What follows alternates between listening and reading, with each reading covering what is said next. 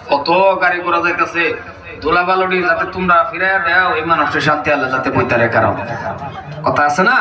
বাকি এই ফাঁক জায়গাটা মারো বউ বউ বউ বউ বউ কিছু মানুষ বোন বোন এটার ভিতরে বোন বরকত আছে, বেল এক বরকত। ফিরিস্তারা ক্যামেরা করবো, ফিরিস্তারা কিন্তু ক্যামেরা করবো। এই ক্যামেরার ভিতরে যদি আইনের ছবি উঠতে পড়ে, মনে রাখুন যে যদি খালি ছবি উঠতে পড়ে, এই হাসরের মাঠের দিন যেদিন ছবি খুলবো এদিন দেখবো আল্লাহ নিজে দেখবো যে বান্দা জান্নাতের বাগানে বয়ে রয়েছে। আর একটু জোরে কোন যাবো সুবহানাল্লাহ। এটা নসিব লাগবো, এটা ভাগ্য লাগবো। জান্নাতের বাগানের মধ্যে যখন এই ক্যামেরা খোলার পরে আন্নারা আমার ছবি উঠাটা,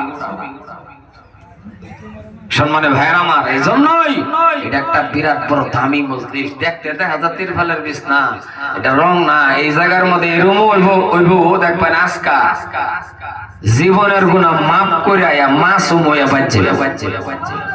বিরাট বড় এটা দামি জায়গা, এর মতন সম্মান দামি জায়গা নাই। আর এটা জান্নাতের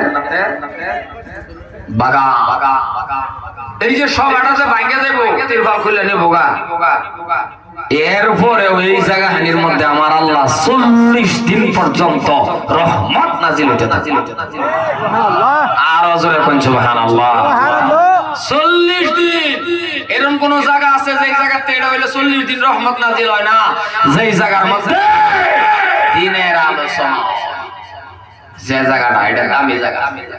আর কয়েকটা যুবক এই জায়গাটা বলে সুবহানাল্লাহর জোরটা হইতো আর কি, যে কয়েকজন বসে বাবা